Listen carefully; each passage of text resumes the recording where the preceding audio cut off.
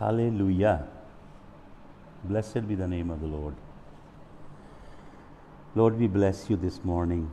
You are so wonderful. You are so comely. You are so beautiful. We glorify your name, Lord Jesus. Hallelujah. Lord, thank you for the mercies that you renew each morning. And your mercies are in plural. They are bountiful, abundant mercies, Lord, that you have showered upon us through Jesus of Nazareth, our King, Savior and Master. We bless you, Lord. Hallelujah. Hallelujah. सबको जय यीशु मसीह की.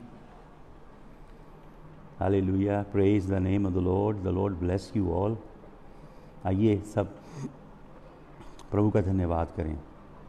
Hallelujah. Let's offer him the calves of our lips. कल मैंने आपको बता रहा था.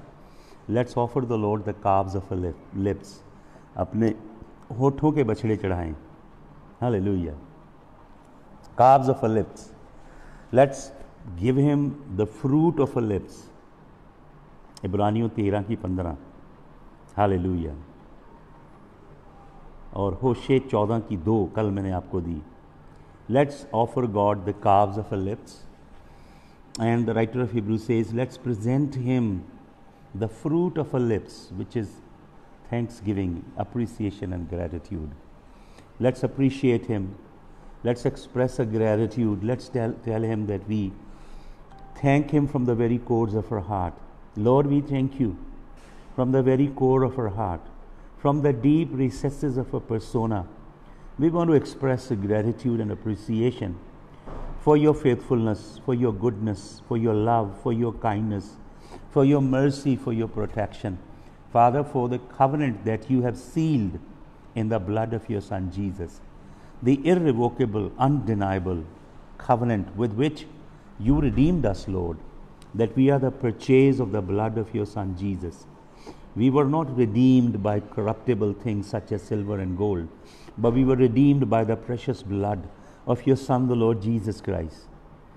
Each commodity is as precious at what price it is bought. So, Lord, in your eyes, we are as precious as the blood of your Son Jesus, because you shed that precious, glorious, wonderful, magnanimous, royal blood, and you purchased us, Lord. Hallelujah. May our lives be so, Lord, that we bring honor to Jesus, that our lives are such that, Lord, we are the reward of Jesus' suffering on the cross. तेरे लहू की कुदरत को मैं खोलता हूँ प्रभु इस broadcast पे, इस मॉर्निंग में. तेरा आत्मा काम करे. तेरे सच्चे राह, सच्चे मार्ग, सच्ची विधियाँ, सच्चे हुक्म प्रभु हमारे दिलों की तख्तियों पे लिख. तेरे सच्चे पथ को प्रभु तेरा आत्मा प्रदर्शित करे. तेरे सच्चे मार्गों पे चलने वाले हम बने. प्रभु तेरे सच्चे कलाम को हमारे जीवनों में स्थापित कर. प्रभु हर दिखावा, हर अडंबर, फोकापन, खालीपन, बनावटी दिखावटी क्रिश्चियनिटी, मुर्दा मसीहत, नामधारी मसीहत दूर कर खुदावन. यीशु मसीह अग्नि है, आग है. यीशु मसीह जैसा आग से भरा जीवन अपने लोगों को दे खुदावन. मैं प्रार्थना करता हूँ आग की लपटों के लिए. Hallelujah, hallelujah. शोले हैं नासरी के, हवाएं बुझाएं क्यों. खादिम हैं हम खुदा के, बलाएं सताएं क्यों. शोले हैं नासरी के. गाइए. शोले हैं नासरी के, हवाएं बुझाएं क्यों.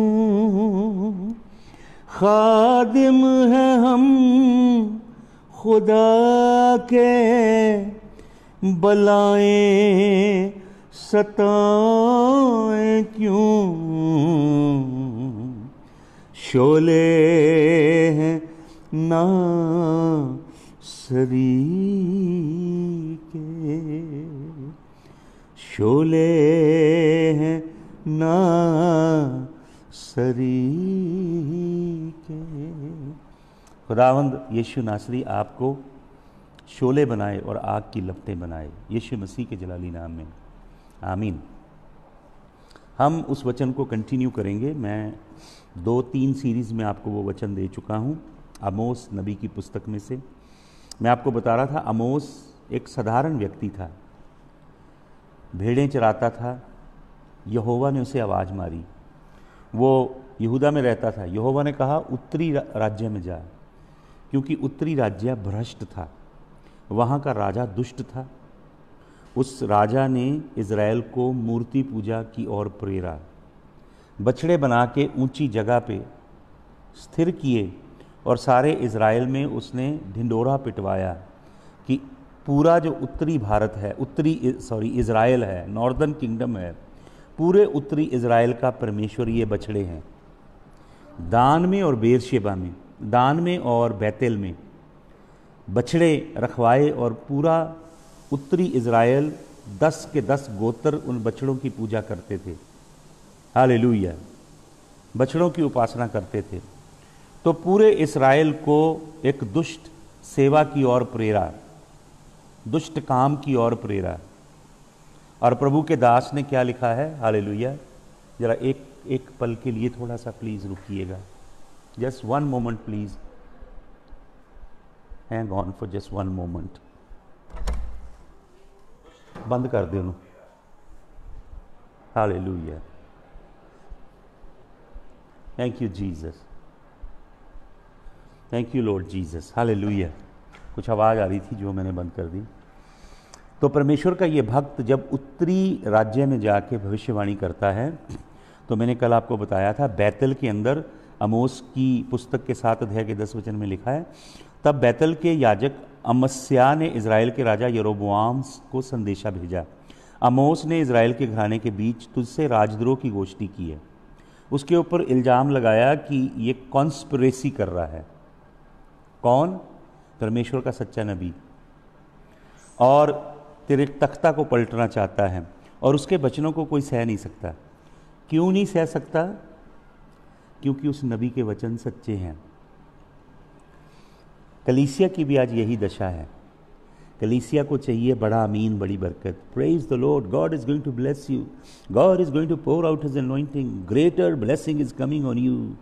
ओ मल्टी मिलियनर अनॉइंटिंग आपके ऊपर आ रही है, आपको बड़ा बंगला मिलने जा रहा है, आपको न्यू रियल एस्टेट मिलने जा रही है, बिजनेस में प्रमोशन, जॉब्स में प्रमोशन। ऐसी भविष्यवाणियां करते हैं जो यहोवा नहीं उनसे कह रहा, खुद ही मन से कर रहे हैं झूठे नबी। तो ये सच्चे नबी के वचन कहाँ सह सकेंगे वो? क्योंकि आमोस यूं कहता है यरोबोआम तलवार से मारा जाएगा, इज़राइल अपनी भूमि पर से निश्चय बंधुआई में जाएगा। प्रभु के दास ने कहा कि राजा तू भी मरेगा, और प्रभु के दास ने कहा कि इज़राइल बंधुआई में जाएगा। हालेलुया। परमेश्वर के सच्चे नबी वही बोलते हैं जो यहोवा उनसे कहता है।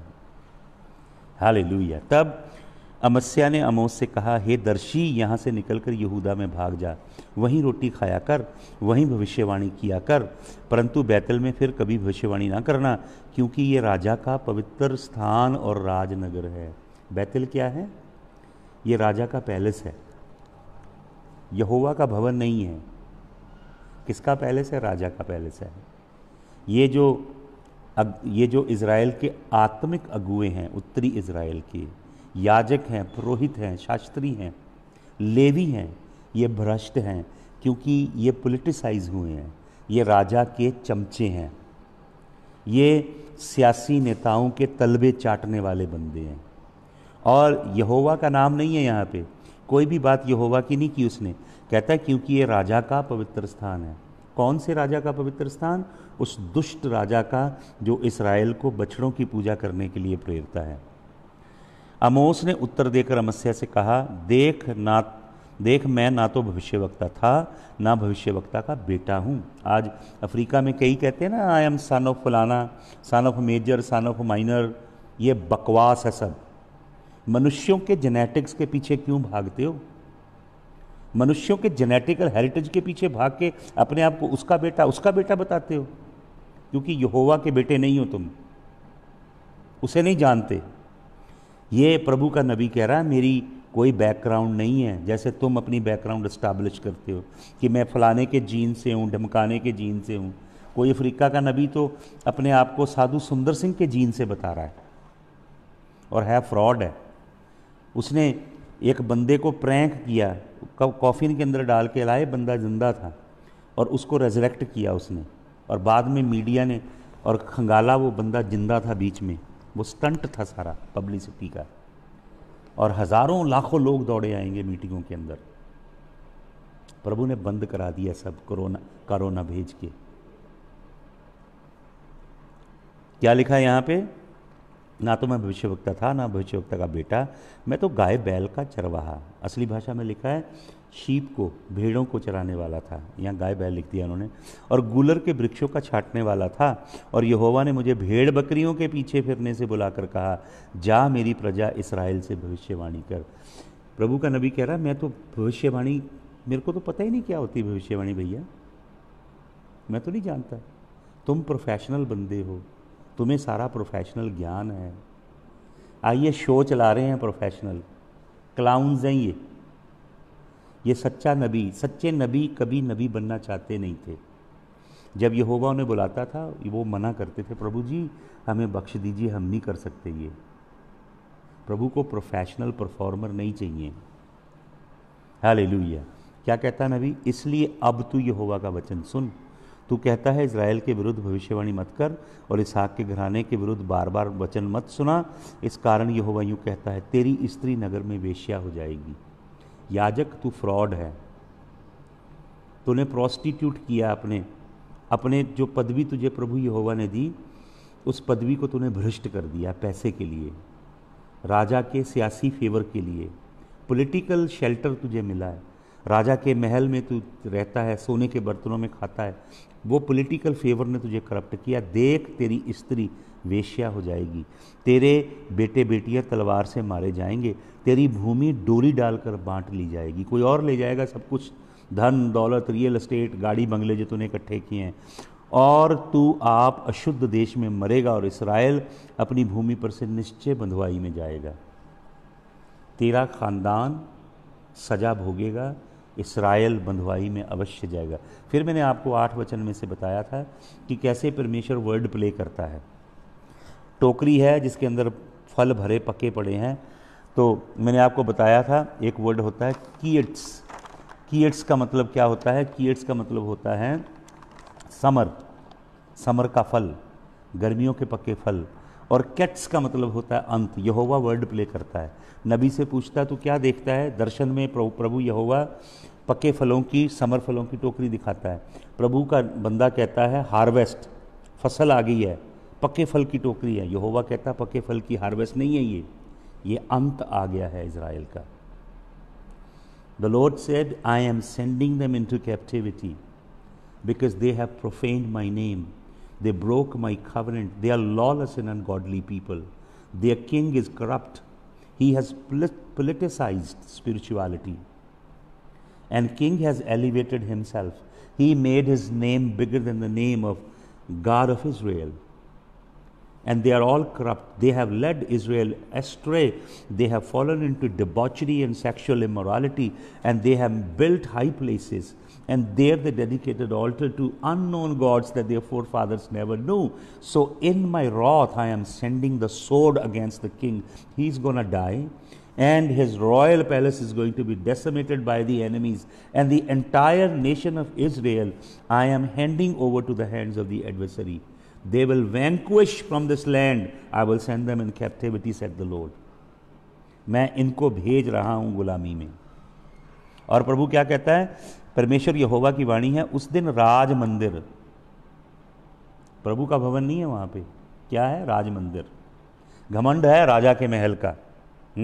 आज भी बहुत सारे पास्टर लोग घमंड पता है किस बात का कर रहे हैं, हमारे संग तो पुलिस है, हमारे संग तो एडमिनिस्ट्रेशन सरकार हमारे साथ खड़ी है, पैसे की भी हमारे पास पावर है। ये घमंड है, बोलते हैं वो टीवी पे।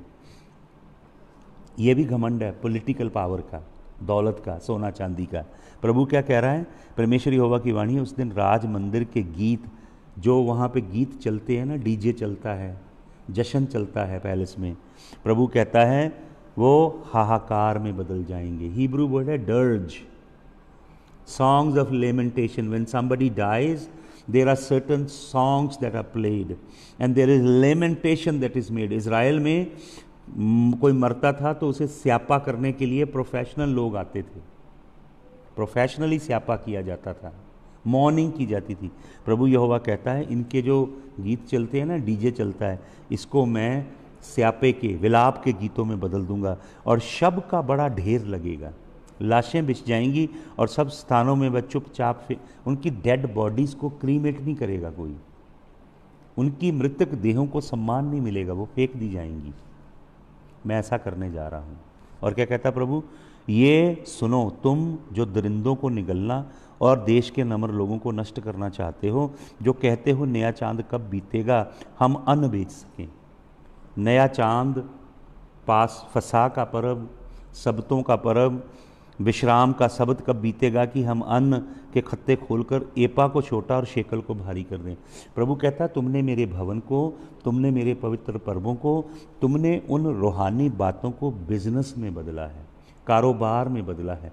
परमेश्वर की कलीसिया चर्च को बिजनेस का रूप दिया है, एंटरप्राइज है, वहाँ पे मार्केटिंग चल रही है। मार्केटिंग वर्ल्ड की स्ट्रैटेजीज आप सिखा रहे हो लोगों को, कैसे मार्केटिंग करनी है, कैसे मर्चेंडाइज करना है, हर चीज़ को बेचना प्रभु के भवन में सिखाया जा रहा है।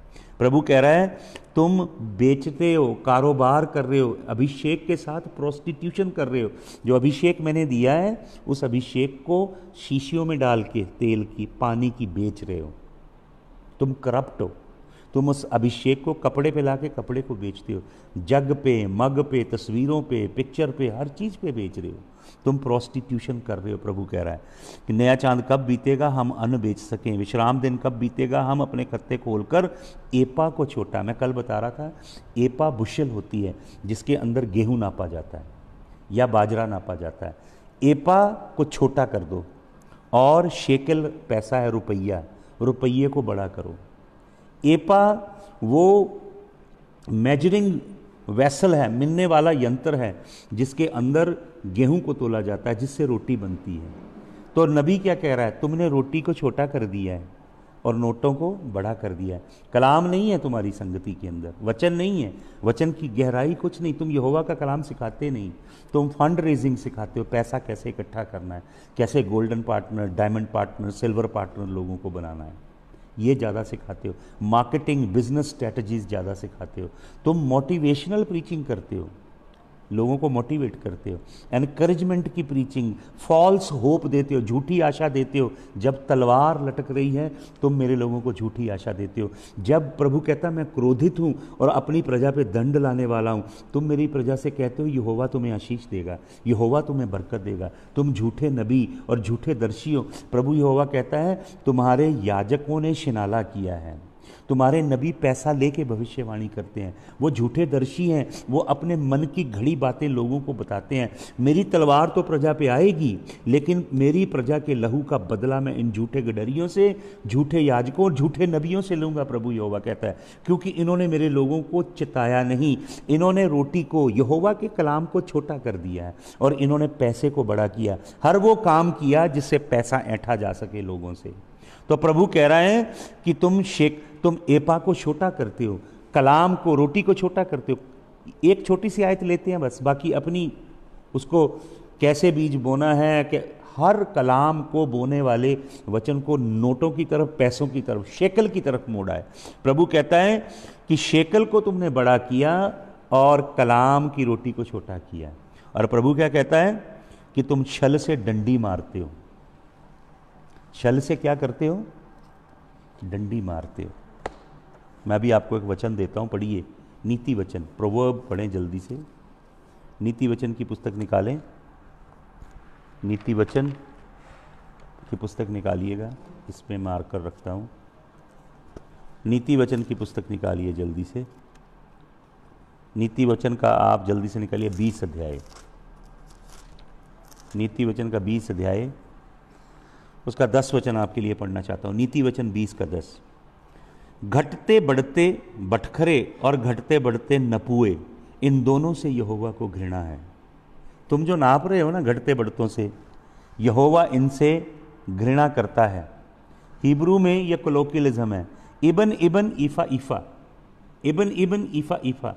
पत्थर इबन है जिसे तराजू में डाल के तोल रहे हो, और ईफा इधर है, वो गेहूं जिससे रोटी बनती है।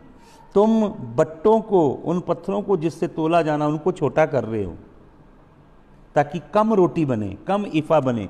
हिब्रू कोलोकियलिज्म है ईफा ईफा, इबन इबन ईफा ईफा। और आप पढ़ें इसका 23 वचन, 20 का 23। घटते बढ़ते बटकड़ों से यहोवा घृणा करता है, और छल का तराजू अच्छा नहीं है। छल का तराजू अच्छा नहीं है। शिनेम गाम तोबा, शिनेम गाम तोबा डिस्गस्टिंग है परमेश्वर की नज़र में, घृणित है परमेश्वर की नज़र में कि तुम उस गेहूं को कम तोल रहे हो जिससे रोटी बनती है, उसको गलत, उसको कम महत्व दे रहे हो, और अपने बाकी के एजेंडा, अपने बाकी के प्रोग्राम तुमने बनाए हैं, परमेश्वर के कलाम की रोटी को छोटा किया है। हालेलुया। और तुम पढ़ें आगे 6वां वचन कि हम वालों को रुपया देकर और दरिद्रों को एक जोड़ी जूती देकर मोल ले लें। थोड़े से पैसे देकर लोगों को खरीद रहे हो, थोड़े थोड़े पैसे ले रहे हैं कई सेवक, बड़ी बड़ी संस्थाओं से जुड़े, छोटा छोटा सा। क्या लिखा है? कंगालों को रुपया देकर और दरिद्रों को जोड़ी जूती देकर मोल लें, और निकम्मा अन्न बेचें। कौन सा अन्न बेच रहे हैं? कौन सी रोटी बेची जा रही है यहाँ पे? जीवन की रोटी। यीशु मसीह जीवन की रोटी है, मनुष्य रोटी से नहीं, बल्कि उस वचन से यहोवा के मुंह से निकलता है, जो जीवित रहता है। प्रभु रहता है, तुम वो जो रोटी बेच रहे हो निकम्मी रोटी है। जो चर्चों के अंदर तुम रोटी बेच रहे हो, जो ये लोग उस हैकल के अंदर रोटी दे रहे थे लोगों को रवानी, वो निकम्मी रोटी है, निकम्मा अन्न है। निकम्मे अन्न से हिब्रू वर्ड है मापेल, मापेल, जिसका असली मतलब है जंक, जिसका असली मतलब है वेस्ट, जो तूड़ी होती है, फक होती है, वो तुम यहोवा के लोगों को दे रहे हो। हालेलुया। सच्चा कलाम नहीं दे रहे, जंक लोगों को मिल रहा, जंक कलाम के नाम पे। अभी भी लोग ये सिखा रहे हैं कि ये जो कोरोना वायरस का क्राइसिस है, इसमें मनी कैसे बनाना, आपने कौन से बिजनेस करें so that you can make money. ये नहीं सिखा रहे कि तौबा करें, पश्चाताप करें, घुटने टेकें, रिपेंट करें, अपनी बदी, अपनी बदकारी, अपने गुप्त पाप, अपने वो गंदे घिनौने काम जिनकी वजह से सजा आई है, उसकी क्षमा मांगें यहोवा से। पृथ्वी के कुल गोत्र राष्ट्र के लोगों के लिए प्रार्थना करें ताकि वो यीशु मसीह के चरणों में आए। ये नहीं सिखा रहे how you can make money and prosper, ये सिखा रहे हैं, क्योंकि इनको मालूम नहीं कौन सी सीजन है पृथ्वी पे इस समय। और आगे क्या लिखा है? 7 वचन पढ़ें। यहोवा जिस पर याकूब को घमंड करना उचित है, वही अपनी शपथ खा के कहता है, मैं तुम्हारे किसी काम को कभी नहीं भूलूंगा। यहोवा कहता है, मैं तुम्हारे कामों को भूलूंगा नहीं। क्या इस कारण भूमि ना कांपेगी? क्या उन पर के सब रहने वाले विलाप ना करेंगे? प्रभु कहता, अर्थक्वेक आएंगे, अर्थक्वेक आएंगे, सिज्मिक अपहीवल्स आएंगी पृथ्वी के ऊपर। और लिखा है, उन पर सब रहने वाले विलाप ना करेंगे। ये देश सब का सब मिस्र की नील नदी के समान होगा, जो बहती है फिर लहरें मारती है और घट जाती है। घमंड से लहरें मारती है, लेकिन मैं उसे घटा देता हूँ, यहोवा कहता है। अब सुने इसका 9वां वचन। देखिए, ये भविष्यवाणी है आमोस की। परमेश्वर यहोवा की ये वाणी है, उस दिन मैं सूर्य को दोपहर के समय अस्त करूँगा। यहोवा कहता है, उस दिन मैं सूर्य को दोपहर के समय अस्त करूँगा और इस देश को दिन दोपहरी में अंधियारा कर दूँगा।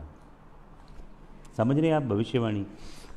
बहुत सी भविष्यवाणियाँ जो बाइबल के अंदर हैं वो 2 बार फुलफिल होती हैं, और कई भविष्यवाणियाँ 3 बार भी फुलफिल होती हैं।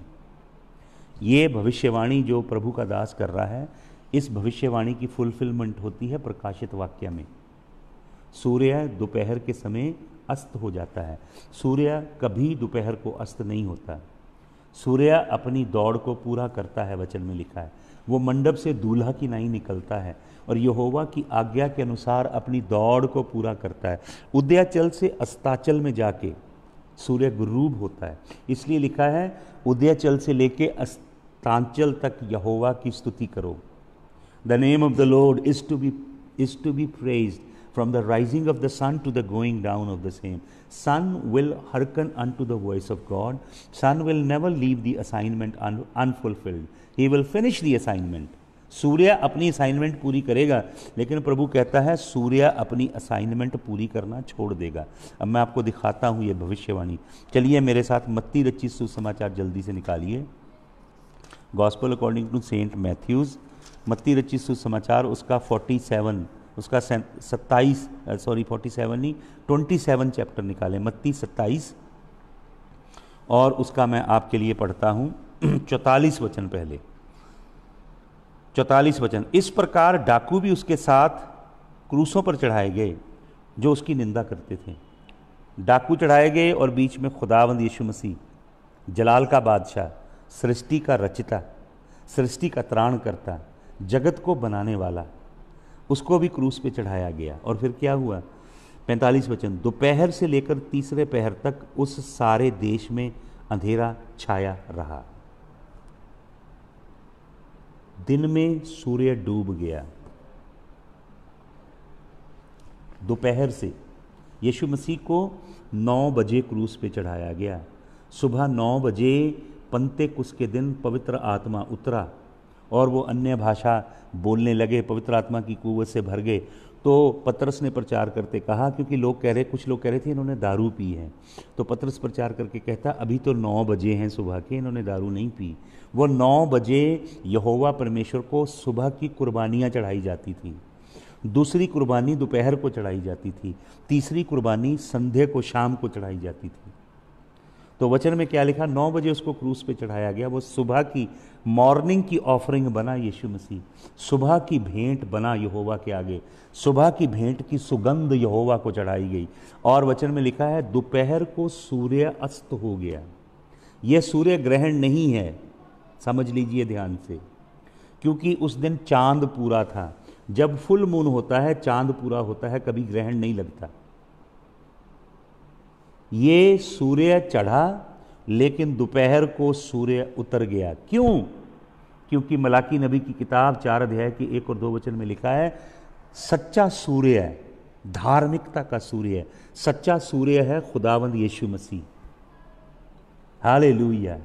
स्वर्ग के अंदर सूर्य की जरूरत नहीं है। आपको मालूम क्यों? क्योंकि स्वर्ग का सूर्य खुदावंद यीशु मसीह है। खुदावंद यीशु मसीह का जलाली नूर करोड़ों गुना करोड़ों सूर्यों से भी ज्यादा है। सच्चा सूर्य जो था उसके ऊपर पाप की परछाई आई। सच्चे सूर्य को यहोवा ने श्रापित कर दिया, उसके ऊपर श्राप उतर आया, आपके और मेरे पापों का, पूरे संसार के पापों का, अपराधों का, संसार की इनिक्विटी का, संसार के अवान का, संसार के ट्रांसग्रेशन का, अधर्म का, संसार के पीछा का, संसार के पापों का, खता का, पाप, अधर्म, बदकारियां, लानतें खुदावंद यीशु मसीह ने अपने ऊपर ले ली। यहोवा ने उसे श्रापित कर दिया। तो जो दूसरा सूर्य था जिसे उसने बनाया वो उतर गया, ढल गया। आपको मालूम यीशु मसीह 3 दिन 3 रात कैसे क्रूस पे रहा? कुछ रब्बी लोग एक और थियोलॉजी बताते हैं, थ्योरी इसके लिए, लेकिन आप देखिए जिस दिन यीशु मसीह क्रूस पे चढ़ा 9 बजे, उस दिन 12 बजे सूर्य डूब गया और 3 बजे फिर सूर्य चढ़ गया और उसी दिन फिर सूर्य डूब गया। उस दिन 2 बार सूर्य डूबा। इस्राएली दिन सूर्य के डूबने से सूर्य के चढ़ने तक 1 दिन गिना जाता है, इसलिए 3 दिन और 3 रात पूरे हुए। हालेलुया। यीशु मसीह कभी झूठ नहीं बोलता। यीशु मसीह कहता जैसे योना नबी 3 दिन 3 रात पृथ्वी के गर्भ में रहा, वैसे इब्ने आदम भी 3 दिन 3 रात पृथ्वी के गर्भ में रहेगा। हालेलुया। तो ये सूर्य, अब एक वचन और पढ़ लीजिए, लूका रचित सुसमाचार, लूका की इंजील, उसका आप निकाल लीजिए 23 अध्याय। बहुत लोग बता नहीं पाते जब उन्हें सवाल किया जाता है कि अगर फ्राइडे को यीशु मसीह क्रूस पे चढ़ा तो 3 दिन 3 रात कैसे पूरे हुए। ये मैंने आपको बताया भेद, कैसे पूरे हुए 3 दिन 3 रात, क्योंकि उसी समय सूर्य अस्त हो गया दिन में, जब धार्मिकता का सूर्य क्रूस पे चढ़ा। उसके बाद फिर सूर्य चढ़ा, फिर चढ़ने के बाद फिर सूर्य अस्त हुआ। उस दिन 2 बार सनसेट और सनराइज हुआ। सनसेट से सूर्य जब डूबता है तो यहूदी दिन नहीं, माफ करना, यहोवा का दिन मैं कहूँगा, यहोवा का दिन शुरू होता है सूर्य डूबने से, सूर्य चढ़ने से। परमेश्वर दिन की शुरुआत करता है रात से और दिन का आगाज करता है रोशनी से। संसार के लोग दिन का आगाज करते हैं आधी रात से, प्रभु ऐसे नहीं करता। हालेलुया। मैं 23 अध्याय लूका रचित सुसमाचार में आपको लेके जाना चाहता हूँ। 23 अध्याय का 44 वचन आपके लिए पढ़ना चाहता हूँ। सुने यहाँ पे क्या लिखा है, लूका 23 का 44। लगभग 2 पहर से तीसरे पहर तक सारे देश में अंधियारा छाया रहा। आपको मालूम, नासा के वैज्ञानिकों ने इसे वेरीफाई किया है। मिसिंग डे जो बाइबल के अंदर डे को 48 आवर का किया, एक दिन 48 आवर का किया यहोशू ने। हालेलुया। बाइबल के अंदर बहुत सी मिस्ट्रीज हैं। पूरे टाइम को कैलकुलेट किया जा सकता है प्लैनेटरी मोशन के अनुसार। मैंने कल आपको बताया एक पहला स्वर्ग है जो एटमॉस्फेरिक, जहाँ पे एटमॉस्फेरिक रेल्म है। उसके बाद प्लैनेटरी रेल्म है, वो दूसरा स्वर्ग है। उसके बाद तीसरा स्वर्ग है इधर उत्तर में, इस तरफ, उसे एल शफान हिब्रू में कहा गया है। उत्तर में वो इटर्निटी है। एल शफान को आज तक कोई ढूंढ नहीं पाया वैज्ञानिक, जिसे नॉर्थ साइड कहते हैं। उस नॉर्थ दिशा में यहोवा का सिंहासन है। सियोन पर्वत है इस तरफ नॉर्थ में, वहाँ पे यहोवा विराजमान है महाप्रतापी सिंहासन पे, और उसके दाहिने हाथ पे उसका जयवंत पुत्र, जो इकलौता था जब पृथ्वी पे आया, लेकिन मुर्दों में से जुट के पहलौठा बन गया, वो उसके दाहिने हाथ बैठा है। शैतान किधर जाना चाहता था? पढ़िए यशायाह नबी की पुस्तक 14 अध्याय। वो कहता है मैं उत्तर की ओर ऊपर चढ़ूंगा और बादलों के ऊपर चला जाऊंगा। ये बादल हैं संत लोग उसके, मैंने आपको बादलों पे मैसेज दिया था। ये उसके संत हैं बादल, जलाल के बादल, उनके ऊपर अपना सिंहासन, वो एल शफौन के ऊपर कब्जा करना चाहता है। Hallelujah, thank you Jesus. तो वचन में लिखा है ये भविष्यवाणी। अब मैं पढ़ूं एक वचन और आपके लिए, यूहन्ना रचित सुसमाचार निकाल लीजिए, यूहन्ना रचित सुसमाचार उसका 19 अध्याय। भाई और बहनों, ये जो मैं आपको दे रहा हूँ ये शेकल नहीं है। शेकल को बड़ा कर रहे हैं ना पादरी, money money money money money. ये ईफा दे रहा हूँ आपको। ये रोटी है कलाम की, सच्ची रोटी। It can not be bought with money. इसे डायमंड पार्टनर बन के, गोल्डन पार्टनर बन के नहीं खरीद सकते आप। ये यहोवा सेंत मेत में देता है। वो कहता है जो प्यासा है वो आए, मुफ्त में जीवन का जल पिए, मुफ्त में जीवन का जल पिए। हालेलुया। यूहन्ना रचित सुसमाचार 19 अध्याय उसका 37 वचन आपके लिए पढ़ता हूँ। 36 पढ़ता हूँ फिर 37। सुनिए, ये बातें इसलिए पूरी हुई कि पवित्र शास्त्र में जो कहा गया वो पूरा हो। हर बात यीशु मसीह ने पवित्र शास्त्र के अनुसार पूरी की है। अब मैं 19 का 37 आपके लिए पढ़ूंगा, लेकिन उससे पहले मैं आपको आमोस की किताब में फिर से लेके जाना चाहता हूँ। आमोस की पुस्तक में फिर से आइए। मैंने आपको बताया वो निकम्मा अन्न बेचते हैं, जो मन्ना है ही नहीं वो बेच रहे हैं। वो हिब्रू वर्ड है माफेल। 6 वचन, 8 अध्याय आमोस की किताब, 6 वचन। क्या है? मफेल, मतलब फक तूड़ी बेच रहे हैं, सच्चा कलाम नहीं है। शेकल को बड़ा किया है और ईफा को, रोटी को छोटा किया। कलाम नहीं है वहाँ पे यहोवा का। और लिखा है कि प्रभु कहता है, मैंने उससे आगे ले गया आपको 9 वचन में, कि दोपहरी को अंधेरा कर दूंगा। भविष्यवाणी की, दोपहरी को अंधेरा फिर होगा प्रकाशित वाक्य में। मैं तुम्हारे पर्वों के उत्सव को दूर करके विलाप कराऊंगा, तुम्हारे सब गीतों को दूर करके विलाप के गीत गवाऊंगा। मैं तुम सबको कटी में टाट बंधवाऊंगा, टाट बांधोगे तुम सबके सिरों को मुंडवाऊंगा और ऐसा विलाप करवाऊंगा जैसा इकलौते के लिए होता है। किसके लिए होता है? आमोस भविष्यवाणी कर रहा है उस समय जब इस्राएल, नॉर्दर्न किंगडम, उत्तरी राज्य, पाप में डूबा है, राजा भ्रष्ट है, याजक भ्रष्ट हैं, नबी झूठे हैं, और यहोवा के नाम को व्यापार की मंडी बनाया है। परमेश्वर के घर में व्यापार किया जा रहा है, परमेश्वर के घर में घटिया अन्न बेच रहे हैं। प्रभु कह रहा है तुम सड़ा अन्न दे रहे हो मेरे लोगों को, सड़ी रोटी खिला रहे हो। और जो रोटी है यहोवा की वो छोटी की है, ईफा। परमेश्वर के घर को पैसे कमाने का धंधा बना रखा है, मनी। और यहोवा के भवन को राजा का शाही पैलेस बना दिया है।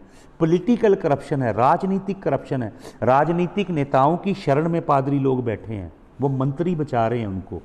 बहुत सारे ऐसे पादरी हैं जिनके पीछे मंत्री लोग बैठे हैं, क्योंकि वो मंत्रियों को भीड़ दिखाते हैं, इतनी वोटें हम डलवाएंगे, हम इतने एमपी एमएलए की सीटों को प्रभावित करते हैं, और फिर लोगों को बताते हैं हमारे पास पावर है, सियासी पावर है, एडमिनिस्ट्रेशन की पावर है, दौलत की पावर है। यहोवा कहता है मेरी पावर नहीं है तुम्हारे पास, I am not with you. प्रभु कहता है मैं विलाप करवाऊंगा तुम्हारे से, क्योंकि तुमने मेरे भवन को पाँव के नीचे रौंदा है, मेरे कलाम को तुच्छ जाना है, मेरे मान सम्मान को पाँव के नीचे तुमने रौंद दिया है। तो प्रभु कहता है कि मैं क्या करूँगा, उस दिन ऐसा विलाप करवाऊंगा जैसा इकलौते के लिए होता है। इकलौता कौन है? यीशु मसीह। परमेश्वर ने अब जगत से ऐसा प्यार किया कि उसने अपना इकलौता पुत्र दे दिया। वो इकलौता बन के आया, क्रूस पे मारा गया, पताल में गया, तीसरे दिन मुर्दों में से जी उठा, और जी उठने के बाद वो पहलौठा है। क्यों? क्योंकि मैंने आपको बताया ये होता है फसा, ये होता है अखमीरी रोटी, ये होता है पहला फल। पहला फल जो गर्भ से निकलता है उसे पहलौठा कहा जाता है। वो पहलौठा है, हमारा पहलौठा भाई है, ज्येष्ठ भाई है, हम उसके छोटे भाई हैं। हालेलुया। पहला पूला स्वर्ग चला गया है, पंतेकुस्त को सारे पूले पहुंचाए जाते हैं जो कल का दिन था। तो प्रभु कहता है उसके लिए विलाप करोगे, इकलौते के लिए। हालेलुया। क्या करोगे? इकलौते। अब पढ़िए मेरे साथ जकरिया नबी की पुस्तक, जल्दी से निकालिए, बुक ऑफ जकराया। मैं आपको फिर वहीं लेके चलूँगा।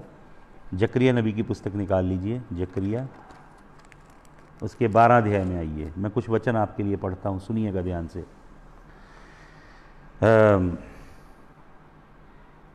चलो मैं अभी फिलहाल एक वचन पढ़ता हूँ। जकरिया 12 अध्याय उसका 10 वचन मार्क कर दीजिए बीच में। मैं दाऊद के घराने और यरूशलेम के निवासियों पर अपना अनुग्रह करने वाली और प्रार्थना सिखाने वाली आत्मा उंडेलूंगा, तब वे मुझे ताकेंगे। प्रभु कहता मुझे ताकेंगे, मैं आत्मा भेजूंगा, तब वो अनुग्रह आएगा, तब वो मुझे ताकेंगे, अर्थात जिसे उन्होंने भेदा, और उसके लिए ऐसा रोएंगे जैसे इकलौते पुत्र के लिए रोते पीटते हैं। ये वही लोग हैं जिन्होंने यहोवा को व्यापार बनाया है, जिन्होंने यहोवा के भवन को बिजनेस बना दिया है, जिसके याजक भ्रष्ट हैं, जिसके नबी झूठी भविष्यवाणी करते हैं, जिसकी प्रजा को मूर्तियों की पूजा करना सिखाते हैं, और यहोवा इन्हें भेजता असीरी में सजा मिलती है इनको। पर प्रभु कहता मैं अनुग्रह करूँगा, वो मुझे ताकेंगे। किसे? यीशु मसीह को। वचन में लिखा वो आएगा और वो उससे पूछेंगे ये तेरे घाव कैसे हैं? तो यीशु मसीह कहेगा ये घाव मुझे मेरे अपनों ने दिए हैं, मेरे घर में मुझे घाव दिए। यीशु मसीह के घाव इटर्नल हैं। आपको मालूम, यदि कोई व्यक्ति अपंग हो, अंग कटा हो, किसी तरह का उसका शरीर हो, वो प्रभु में अगर सो जाता है, जब प्रभु आएगा उसे जलाली शरीर मिलेगा, मुकम्मल, कामिल। लेकिन यीशु मसीह को जो शरीर जलाली मिला है उसके अंदर ये घाव कभी जाएंगे नहीं। अरबों गुना अरबों साल तक यीशु मसीह के हाथों में कील के निशान, यीशु मसीह की पसली के अंदर भाले का निशान, यीशु मसीह के पाँवों में कील के निशान, वो हमेशा लेके घूमेगा। इससे बड़ा प्रेम देखा कभी आपने? मैं स्टोरी सुन रहा था किसी इंडियन फिल्म स्टार की, हीरोइन की, उसका किसी हीरो के संग अफेयर था, तो उसने उसका टैटू बनवा लिया, लेकिन उससे उसकी शादी नहीं हुई, किसी दूसरे से हुई, तो वो टैटू उसने निकलवा लिया। यीशु मसीह की वफ़ा ऐसी नहीं है, प्रेम ऐसा नहीं है। उसने परमानेंट टैटू बनवाए हैं अपनी बॉडी में, और ये टैटू आपके और मेरे पापों ने दिए हैं उसे। तो भविष्यवाणी क्या करता है ये? अमोस लगभग 540 या 50 साल पहले मसीह से ये भविष्यवाणी कर रहा है कि वो उसके लिए क्या करेंगे? रोएंगे। हालेलुया। और प्रभु क्या कहता है? सुने आगे, 11 वचन पढ़ें इसका। परमेश्वर यहोवा की ये वाणी है, देखो ऐसे दिन आते हैं जब इस देश में महंगी करूँगा, उसमें ना तो अन्न की भूख ना पानी की प्यास होगी, परंतु यहोवा के वचनों के सुनने की भूख प्यास होगी। प्रभु यहोवा कहता है, ये जो तुमने ईफा को छोटा किया ना, मेरे कलाम को छोटा किया है, और रुपये को बड़ा कर रहे हो, रुपये इकट्ठे कर रहे हो, मैं अपने कलाम को ले लूँगा तुम्हारे से। हालेलुया, तुम्हें मिलेगा नहीं। आपको मालूम यीशु मसीह फरीसियों सदूकियों को बार बार 8 बार उसने कहा हाय तुम्हारे ऊपर, फरीसियों हाय। उसने वेश्याओं को नहीं कहा हाय, उसने महसूल लेने वालों को नहीं कहा हाय, उसने पापियों को नहीं कहा हाय, पर वो धर्म के ठेकेदारों को कहता हाय तुम्हारे ऊपर फरीसियों, हाय तुम्हारे ऊपर। पखंडी कहता है उन्हें। को मालूम पखंडी के लिए शब्द क्या है जो यीशु मसीह इस्तेमाल करता है? हिपोक्रेट वर्ड है इंग्लिश में, और ये वर्ड है हुपोक्रूटो या हुपोक्रिटिस। तो हिपोक्रेट का असली मतलब क्या होता है आपको मालूम? एक्टर, जैसे फिल्मों में काम करने वाला अभिनेता होता है। एक अभिनेता को लोहार का रोल दिया जाता है, एक अभिनेता को किसान का रोल दिया जाता है। वो स्क्रीन पे आपको ऐसे लगता है जैसे सचमुच में ये लोहार है या सचमुच में ये किसान है। हुपोक्रूटो, हुपो का मतलब होता है अंडर या इन्फीरियर। अब ध्यान से सुनिए इसका मतलब। हुपो का मतलब होता है ग्रीक में अंडर या इन्फीरियर।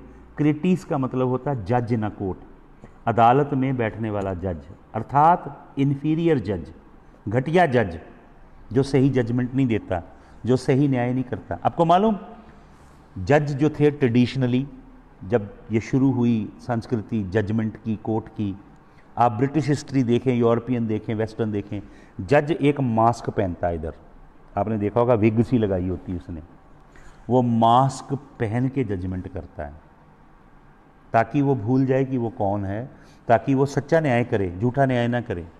तो ये हुपोक्रूटस है क्या? ये मास्क पहने हुए धर्म के ठेकेदार हैं। ऊपर नकाब पहन के आके ये प्रोफेशनली धर्म का बिजनेस करते हैं, और यीशु मसीह इनको बोलता है हाय तुम्हारे ऊपर। और ये कहते हैं God is going to bless you, God is going to pour out his anointing, God sees your heart, you are crying, God is going to bless, ऐसे बोलते हैं ये। गॉड लव्स यू, जैसे वेटिकन का पोप सबको bless करता जाता है ना, ऐसे ब्लेस करते हैं। इनको क्या मालूम? रोमियो की पत्री 9 अध्याय के 11 वचन से 13 वचन में प्रभु कहता है मैंने तो याकूब से प्यार किया, ईसाऊ से नफरत की। ये होलसेल में ब्लेसिंग ऐसे ही डिलीवर करते हैं ताकि लोग गुड फील करें और लोग ब्लेस करें इनको। हालेलुया। आपको मालूम, मैं एक वाक्य आपको बताना चाहता हूँ। लूका रचित सुसमाचार 20 अध्याय के 20 वचन में पढ़िएगा, मैं पढ़ ही देता हूँ आपके लिए। हालेलुया। लूका रचित सुसमाचार 20 अध्याय जल्दी से निकालें। लूका 20 उसके 20 वचन को आपके लिए पढ़ता हूँ, सुने ध्यान से। ये धर्म के ठेकेदार फरीसी लोग क्या करते हैं। यहाँ पे लिखा and they watched him and they sent forth spies. 19 वचन भी पढ़ देता हूँ। And the chief priest and the scribes the same hour sought to lay hand on him. जो महायाजक था और जितने लिखारी थे, स्क्राइब थे, पुरोहित थे, शास्त्री थे, जो यहूदी धर्म के ठेकेदार थे, उन्होंने यीशु मसीह को पकड़ना चाहा। And they feared the people for they perceive that he had spoken this parable against them. एक पैराबल दिया उसने, उनको पता लग गया कि हमारा बैंड बजाया यीशु मसीह ने, तो वो यीशु मसीह को पकड़ना चाहते थे, लेकिन वो डर रहे थे लोगों से। तो लिखा 20 वचन में एंड दे वॉच्ड हिम, उसको उन्होंने देखा। दे सेंट फोर्थ स्पाइज, फिर यीशु मसीह के पीछे जासूस लगा दिए, जासूस स्पाई करने के लिए भेजे। They should fan themselves, English में लिखा है, इंग्लिश की बाइबल में लिखा दे शुड फेन। मैं हिंदी में आपको पढ़ के बताता हूँ। लूका रचित सुसमाचार 20 अध्याय का 20 वचन जल्दी से निकालिए। बहुत अद्भुत बातें आपको यहोवा के कलाम से दे रहा हूँ मैं। लूका 20 का 20। और वह इस ताक में लगे और भेदिए भेजे कि धर्म का भेष धर के उसकी कोई ना कोई बात पकड़े। सच्चे खुदा के बंदों के पीछे ऐसे लोग लगे होते हैं, उनको कई लोग सुनते भी हैं उनकी कलाम में गलती निकालने के लिए, पकड़ने के लिए। लिखा यीशु मसीह के पीछे भी ऐसे थे, भेदिए जासूस भेजे कि धर्म का भेष धरकर उसकी कोई ना कोई बात पकड़ें ताकि उसे हाकिम के हाथ में और अधिकारियों को सौंप दें, ताकि गवर्नर को सौंप दिया जाए और यीशु मसीह को डिस्ट्रॉय किया जाए। फेंड वर्ड लिखा है, धर्म का भेष धर के। फेंड, धर्म का भेष धर के। आपको मालूम ओरिजिनल ग्रीक वर्ड क्या है यहाँ पे? ओरिजिनल ग्रीक वर्ड है हुपोक्रीनो। धर्म का भेष धरने के लिए वर्ड है हुपोक्रीनो, जिसका मतलब फिर है इन्फीरियर जज।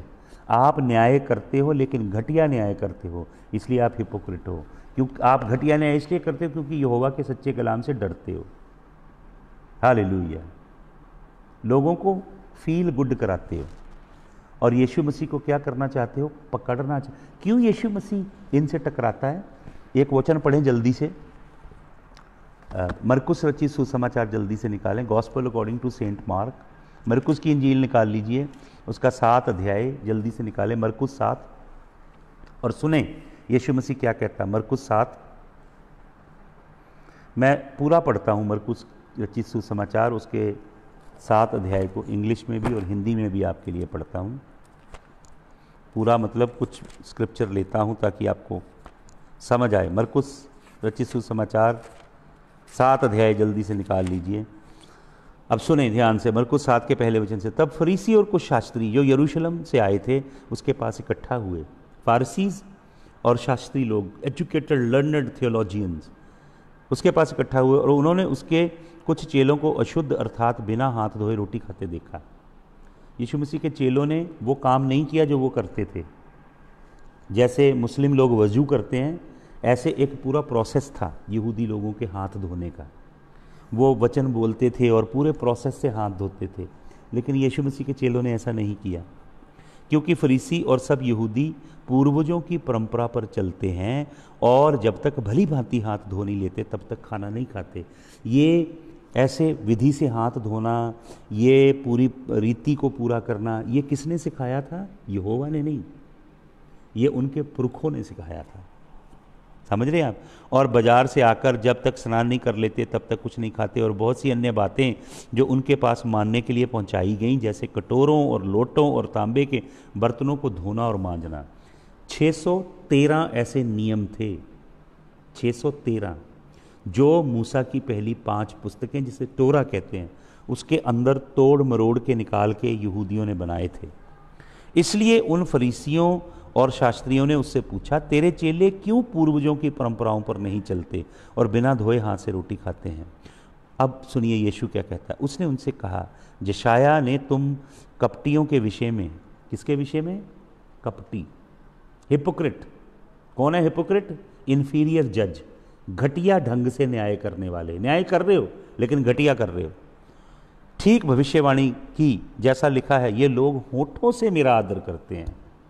ऐसे फरीसी कलीसियाओं में भी हैं, ऐसे फरीसी सेवक भी हैं जिनके जीवन चरित्र अंदर कुछ नहीं है, बाहर बनावट बहुत है। लिखा है, होठों से मेरा आदर करते हैं पर उनका मन मुझसे दूर रहता है, वह व्यर्थ में मेरी उपासना। प्रभु कहता है, तुम आराधना कर रहे हो, वर्शिप कर रहे हो, बहुत म्यूजिक बजा रहे हो, सब कुछ कर रहे हो, पर प्रभु कहता है ये व्यर्थ है, इसका कोई फायदा तुम्हें नहीं होगा, यूजलेस है। तुम व्यर्थ में मेरी उपासना करते हो क्योंकि मनुष्यों की आज्ञाओं को धर्म उपदेश करके सिखाते हो। तुम सिखा रहे हो बंदों की आज्ञाएं, बंदे के बनाए कानून, इंसान की बनाई व्यवस्था। और लिखा है, क्योंकि तुम परमेश्वर की आज्ञा को टाल कर मनुष्यों की रीति को मानते हो। You nullify the word of God. परमेश्वर के कलाम को क्या कर देते हो? सुने यहां पे प्रभु क्या कहता है, for laying aside the commandment of God. परमेश्वर की आज्ञाओं को परे फेंक देते हो। Ye hold the traditions of man. मनुष्यों की परंपराएं और रीति रिवाजों को मानते हो। As washing of pot, cups and many other such things as you do. And he said unto them, full well ye reject the commandment of God that ye may keep your own tradition. 9 वचन में लिखा है, तुम यहोवा के वचनों पे नहीं चल रहे, उनको तुमने फेंक दिया निकाल के, ताकि तुम मनुष्यों की आज्ञाओं को मानो। अब मैं आपको इसकी बैकग्राउंड थोड़ी देना चाहता हूं। ये क्या है मनुष्य की आज्ञाएं? सुनिए ध्यान से सुनिएगा, इस वचन को बार बार सुनिएगा और लोगों को भेजिएगा, इसकी वॉच पार्टी कीजिएगा। प्रभु कहता है कौन से ये वो ट्रेडिशन है, कौन से ये मनुष्यों की रीतियां हैं, कौन से इनके पुरनियों की बुजुर्गों की परंपराएं हैं, कौन से इनके रब्बियों के सिखाए हुए वो वचन हैं जो यहोवा के कलाम से बाहर हैं, लेकिन ये उनको तो मानते हैं पर यहोवा के कलाम को नहीं मानते। आमोस उन रीति कुरीतियों का खंडन कर रहा है और बोल रहा है तुम्हारे ऊपर लानत आ रही है, तुम विलाप करोगे, टाट ओढ़कर बैठोगे, राख मलोगे, क्योंकि तुम यहोवा के वचनों पे नहीं चलते। ये जो ट्रेडिशन है इसे हिब्रू में कहा जाता है हलाका, हलागा। ये हलागा करते हैं। दो वर्ड प्ले हैं, एक है हलाका, एक हलागा। हलाका क्या है? आदम जो परमेश्वर के संग संग अदन के बाग में चलता था उसके लिए हिब्रू वर्ड है हलागा। उसको तो इन्होंने बदल दिया यहोवा के संग संग चलने को हलाका के साथ, रिचुअल्स और ट्रेडिशंस के साथ। प्रभु कहता है you make the word of God of no effect. तुम परमेश्वर का कलाम असर ना करे, काम ना करे, परमेश्वर के कलाम की तासीर चली जाए, इसलिए तुम इंसानों की शिक्षा को, अपने रब्बियों की जो रब्बियों ने सिखाई हैं वो ट्रेडिशन को, रीति रिवाजों को सिखाते हो, यहोवा के कलाम को नहीं सिखाते। ग्रीक भाषा में हिब्रू वर्ड है हलागा और ग्रीक भाषा में शब्द है paradosis. Paradosis, what is paradosis? The traditionary law of Moses. It is confusing because if you look into the concordance में अगर पैराडोसिस को देखेंगे ट्रेडिशंस को, तो आपको क्या बताएगा concordance? The traditionary law of Moses. ये मूसा का नियम नहीं है। हालेलुया। आपको मालूम जूइश लोग क्या मानते हैं? जूइश लोग मानते हैं कि यहोवा ने एक कलाम लिख के दिया, लेकिन यहोवा ने अपना ज़्यादा कलाम मुंह जवानी दिया, ऑरली ट्रांसमिट किया। मूसा ने वो मुंह जवानी दे दिया आके इज़राइल को, रब्बियों को, और रब्बियों से आगे दर आगे दर आगे वो कलाम चला जाता है, जिसे हम ऑरल ट्रेडिशन बोलते हैं, ऑरल लॉ। और उसको बाद में रब्बिनिकल लॉ का नाम दिया गया। एक रब्बी ही दूसरे रब्बी को ये कलाम दे सकता है। ये रब्बियों की मोनोपोली है इस कलाम पे। ऑरली ट्रांसमिट किया गया। जब इस्राएली लोग चले गए, प्रभु ने कहा था इस्राएलियों से कि पत्थर पे पत्थर नहीं रहेगा। हैकल को टाइटस ने आके बिल्कुल रेज कर दिया, बराबर कर दिया, खत्म कर दी हैकल। सचमुच में पत्थर पे पत्थर नहीं रहा। क्यों? क्योंकि जब टाइटस आया 70 AD में, यीशु मसीह के स्वर्ग उठाए जाने के लगभग 36 साल बाद रोम का राजा आया, प्रभु ने जब भविष्यवाणी की थी कि पत्थर पे पत्थर नहीं रहेगा, तो उसने हैकल को तोड़ दिया। लेकिन उसके कुछ फौजियों ने कहा कि ये यहूदी लोग बड़े चालाक हैं, इन्होंने पत्थरों के बीच में सोना छिपा के रखा है। तो उसने हैकल के पत्थरों को एक एक को तोड़ के अलग अलग कर दिया। अभी आप जाएंगे ना यरूशलेम, तो वेस्टर्न वॉल की तरफ थोड़े पत्थर पड़े मिलते हैं, जिसे कोटल बोलते हैं, विलाप की दीवार। वही पुरानी दीवार है, बाकी सब कुछ ख़त्म कर दिया उसने। इजरायली लोग बाबुल की गुलामी में चले गए। जब वो बाबुल की गुलामी में चले गए तो उन्होंने बाबुल में जाके क्या किया? आप पढ़ते हैं सौल राजा से लेके जिदकिया राजा, आखिरी राजा है किसका? यहूदा का, सदरन किंगडम का। और ये सब गुलामी के अंदर चले गए। तो वहाँ पे जाके इन लोगों ने क्या किया? गुलामी में इन्होंने वो जो व्यवस्था ऑरली मुँह जवानी दी गई है उसको इन्होंने लिखा, उस व्यवस्था को लिख दिया। जो रब्बियों, जो ये बोलते हैं कि रब्बियों को ऑरल लॉ मिला है, मुँह जवानी जो यहोवा ने कलाम दिया, ऑरल लॉ को इन्होंने लिखा और उसका इन्होंने नाम, जो ऑरल लॉ लिख लिया उसका इन्होंने नाम रखा हगाडा। हगाडा। जो पहला है ट्रेडिशन वो है हलागा, और जो लिखा है इन्होंने उसका नाम है हगाडा। हगाडा और हलागा दोनों को जब मिला दिया गया तो इन दोनों में से उन्होंने दो किताबें निकाली। एक को कहते हैं मिशना, दूसरी को कहते हैं टैलमुड। ये बेबीलोन में इन लोगों ने बनाया मिशना और टैलमुड। किससे? हलागा और हगाडा से। रब्बियों की, इनके जो रब्बी थे उनकी शिक्षा को बीच में डाला, और बाइबल की किताबें, जो पुराने नेम की 39 किताबें, नबियों की किताबें, मूसा की व्यवस्था, इतिहास की किताबें, ज़बूर और इमसाल की किताबें, बुद्धि की किताबें, विजडम लिटरेचर, सब की इंटरप्रिटेशन इनके रब्बियों ने की। उन रब्बियों की कॉमेंटरी को, टीके जो किए, टीका टिप्पणी, उनको इन्होंने सब इकट्ठा किया और इन्होंने हगाडा बनाया, जिसे इब्रानी में हगाडा बोलते हैं। हलागा और हगाडा दोनों को कंबाइन करके उन्होंने मिशना बनाई। मिशना के अंदर 613 नियम हैं। मूसा की 5 किताबों का जिस्ट निकाला और इन्होंने तलमुद बनाया। तलमूद जिसे बोलते हैं। तलमूद के अंदर बहुत सी शैतानी शिक्षाएं हैं। तलमूद के अंदर एक शिक्षा है जो ये कहती है कि अगर 1000 नबी आ जाएं, यहोवा की ओर से बोलते हों, और उनके संग एलिया भी खड़ा हो जाए, और ये 1001 बंदे खड़े होकर कोई बात कहें जो हलाका और हगाडा से मेल ना खाती हो, तो उन 1001 नबियों की नहीं सुनना। ये जो ऑरल ट्रेडिशन है इसको सुनना है तुमने। इसे रेबिनिकल लॉ बोलते हैं। अगर आप नए नियम में कलाम पढ़ते हो तो आपको ऐसे लगता है जैसे पौलुस प्रभु का बद्दा गलतियों की पत्री में, इब्रानियों की पत्री में, कुलिसियों की पत्री में परमेश्वर की व्यवस्था को ब्लास्ट कर रहा है। और बहुत से कल यहाँ पे जवान आधी रात को मेरे पास बैठे थे, वो कह रहे थे व्यवस्था खत्म हो गई। यीशु मसीह कहता है इसकी बिंदी और टिप्पी भी कभी खत्म नहीं होगी। व्यवस्था अनंत है मेरे भाई और बहनों। समझिए व्यवस्था क्या है, कौन सी चीज खत्म हुई, कौन सी इटर्नल है। यीशु मसीह कहता है मैं व्यवस्था को लोप करने नहीं आया, इरेडिकेट करने नहीं आया, मैं व्यवस्था को कंप्लीट, मुकम्मल, इसके ज़ेनिथ पे पहुंचाने आया हूं, इसको जवानी की चरम सीमा पे लेके जाने के लिए आया हूं। तो ये कौन सी व्यवस्था है जिसके विरोध में वो बोल रहे हैं? ये व्यवस्था है, ये जो इंसानों की बनाई हुई है, हलागा और हगाडा, जिससे मिशना और तलमुद निकले हैं। आपको मालूम, ये लोग बाबुल में जाके अरामिक बोलते थे, अरामी भाषा। यीशु भी अरामी भाषा बोलता था। फिर इन्होंने इब्रानी में कलाम था सारा, हिब्रू में, हिब्रू से इन लोगों ने अरामी भाषा में इसको ट्रांसलेशन किया। वो जो ट्रांसलेशन है हलाका की, उसे तर्गम बोलते हैं, TARGUM, तर्गूम, यहूदियों की पुस्तक। हालेलुया। तो ये अपोस्टेसी है। इन्होंने यहोवा के सच्चे कलाम के ऊपर हलागा और हगाडा को ऊपर रखा।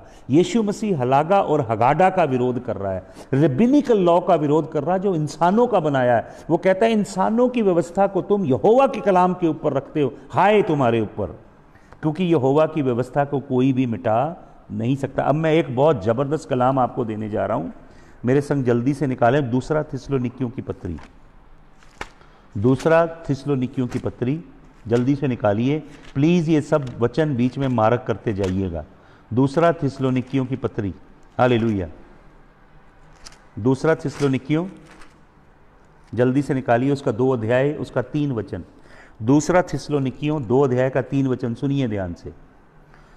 मैं आपको पूरा पढ़ देता हूं, इंग्लिश और हिंदी में, बहुत ध्यान से सुनना आप। दूसरा थिस्सलुनीकियों 2 अध्याय, मैं इसलिए हिंदी में पढ़ रहा हूं पहले। दूसरा थिस्सलुनीकियों 2 अध्याय के पहले वचन से, इसलिए हे मेरे पुत्र तू सनुग्रह से जो मसीह यीशु में है बलवंत हो जा, और जो बातें तूने बहुत से गवाहों के सामने, नहीं सॉरी एक्सक्यूज मी, ये तीतस पढ़ रहा हूं। दूसरा थिस्सलुनीकियों 2 अध्याय, हालेलुया। दूसरा थिस्सलुनीकियों 2 अध्याय, सुनिए ध्यान से। हे भाइयों, अब हम अपने प्रभु यीशु मसीह के आने और उसके पास इकट्ठे होने के विषय में तुमसे विनती करते हैं। प्रभु के पास हम इकट्ठे होंगे, ग्रीक वर्ड है एपिसुनगागे। फिर किसी समय इस पे वचन करेंगे हम, एपिसुनगागे। क्या कहता है कि किसी आत्मा या वचन या पत्री के द्वारा जो मानो हमारी ओर से हो, यह समझकर कि प्रभु का दिन आ पहुंचा, तुम्हारा मन अचानक अस्थिर ना हो जाए और तुम ना घबराना। अगर कोई झूठा वचन देता है, परमेश्वर के कलाम से मेल नहीं खाता है, प्रभु कहता है तुम घबराना नहीं। तीसरा वचन पढ़ें, किसी रीति से किसी से धोखे में ना, किसी से धोखे में ना आना, किसी रीति से किसी के द्वारा धोखे में ना आना, क्योंकि वह दिन ना आएगा जब तक धर्म का त्याग ना हो ले और वह पाप का पुरुष अर्थात विनाश का पुत्र प्रगट ना हो। अब मैं इंग्लिश में तीसरा वचन आपके लिए पढ़ रहा हूँ। Let no man deceive you, कोई व्यक्ति तुम्हें धोखा ना दे, बाय एनी मीन्स, किसी तरह से धोखा ना दे, कोई शिक्षक, झूठा नबी, झूठा शिक्षक। That day shall not come, वो दिन नहीं आएगा। कब तक? Except there comes a falling away first, कि गिरावट आएगी उससे पहले, कि प्रभु के आगमन का दिन आए उससे पहले ईमान की गिरावट आएगी। धर्म त्याग लिखा है, लेकिन वचन में लिखा है विश्वास की गिरावट आएगी कलीसिया के अंदर। लोग सच्चे कलाम से भटक जाएंगे, सच्चे वचन के पीछे नहीं जाएंगे, झूठे नबियों के, झूठे प्रेरितों के पीछे जाएंगे, झूठी शिक्षा लेंगे। प्रेरित पौलुस चिट्ठी लिख के वार्निंग दे रहा थिस्सलुनीकियों की कलीसिया को, धोखा मत खाना, क्योंकि ऐसा होगा कि वो दिन तब तक नहीं आएगा जब तक क्या है, there come a falling away, गिरावट आएगी, फॉलिंग अवे। मैं आपको बताना चाहता हूं ग्रीक शब्द क्या है इसके लिए, फॉलिंग अवे के लिए। आप अध्ययन कीजिए, मैं आपको वर्ड देता हूं निकाल निकाल के, और उनके नंबर भी बताता हूं ताकि आप देखें। ये ग्रीक वर्ड है G646। ग्रीक लेक्सिकन में, स्ट्रॉन्ग की लेक्सिकन में या किसी लेक्सिकन में इस वर्ड को, बाइबल के एक एक वर्ड को काउंट किया गया। पता आपको, मैं आपको एक एक वर्ड बताता हूं और उसका original Hebrew, Greek, Aramaic meaning बताता हूं कि लैटिन में क्या है, सेप्टुअजिंट में क्या है, ग्रीक में क्या है, हिब्रेइक में क्या है, उसके अलग अलग वर्जन्स के अलग अलग अनुवादों के शब्द निकाल के आपको बताता हूं। यहां पे लिखा है G646, G646 नंबर ये शब्द है, जिसको यहां पे लिखा है फॉलिंग अवे, जिसको लिखा है हिंदी में धर्म त्याग ना हो जाए, लेकिन असली वर्ड है अपोस्टेसिया। ध्यान से सुनिए, असली वर्ड दूसरा थिस्सलुनीकियों 2:3 में है अपोस्टेसिया। अपोस्टेसिया, अपोस्टेसिया, अपोस्टेसिया। अपो का मतलब गिर जाना, परे हट जाना। स्टेसिया, आपको मालूम क्या शब्द है स्टेसिया? स्टेसिया वो रूट वर्ड है। बाइबल में आपको मालूम क्रूस के लिए शब्द क्या है? क्रूस के लिए बाइबल में ओरिजिनल शब्द ग्रीक शब्द है स्टोरोस, STARUSS, स्टोरोस। और ये जो अपो का मतलब गिर जाना, परे हो जाना, किससे? स्टेसिस से। स्टेसिस का मतलब होता है क्रॉस, क्रॉस से दूर ले जाने वाली शिक्षा। कब मसीह विरोधी आएगा?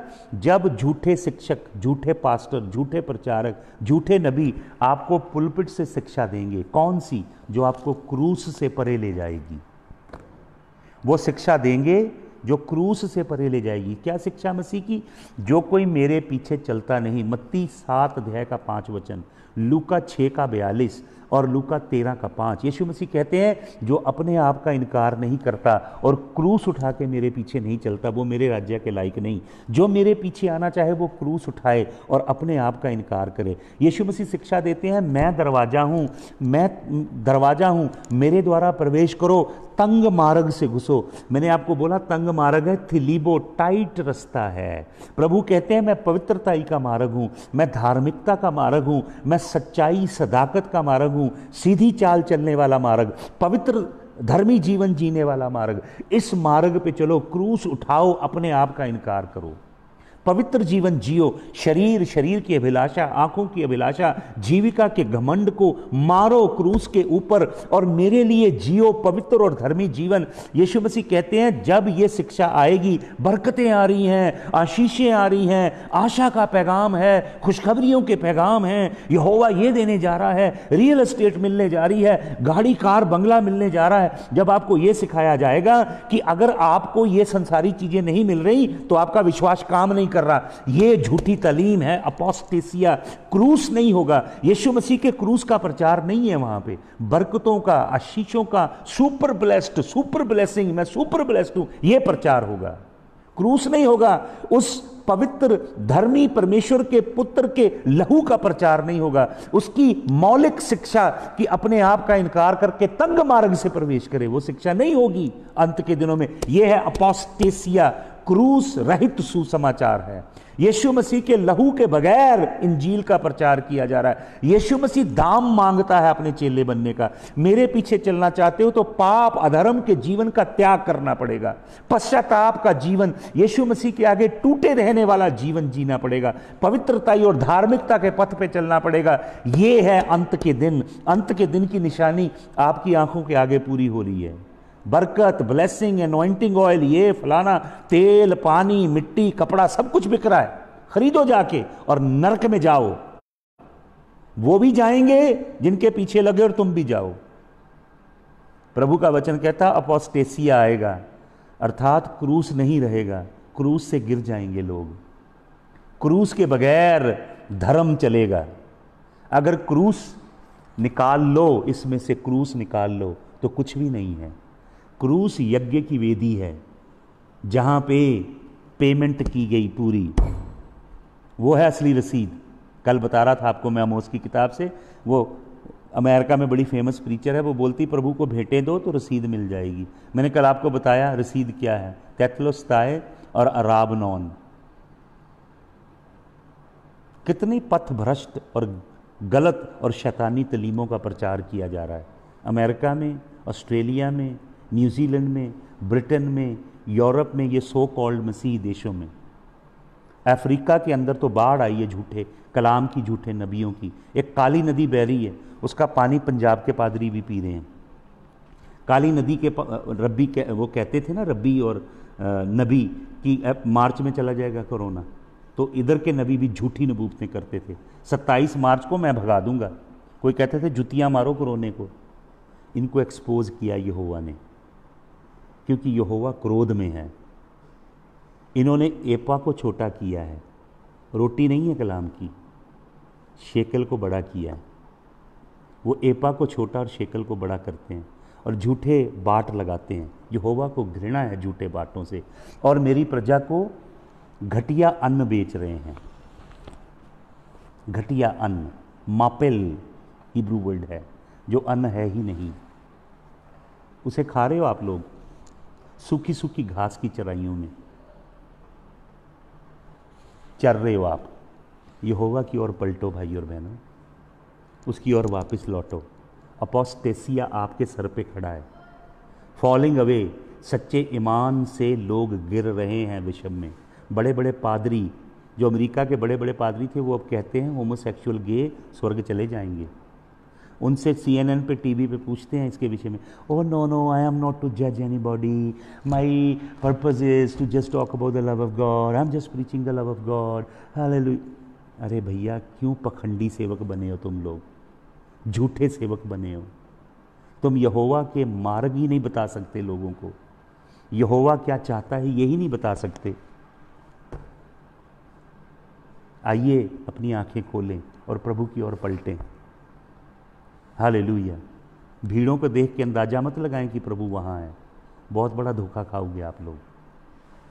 Father, I pray in Jesus name that your word will percolate the mind, the soul, the heart of your people, and they who are hungry, they will come and drink from the fountain of living water. They will not eat maple, they will not eat what is not even nutritious food. Father, that they will see the apostasia, the darkness that is coming, how people are falling away from the cross. Crossless and bloodless Christianity, deceiving the mankind. यीशु मसीह है ही नहीं वहाँ पे, यीशु मसीह का लहू नहीं, यीशु मसीह का क्रूस नहीं। बरकतों बरकतों बरकतों का काम प्रभु चला रहे हैं।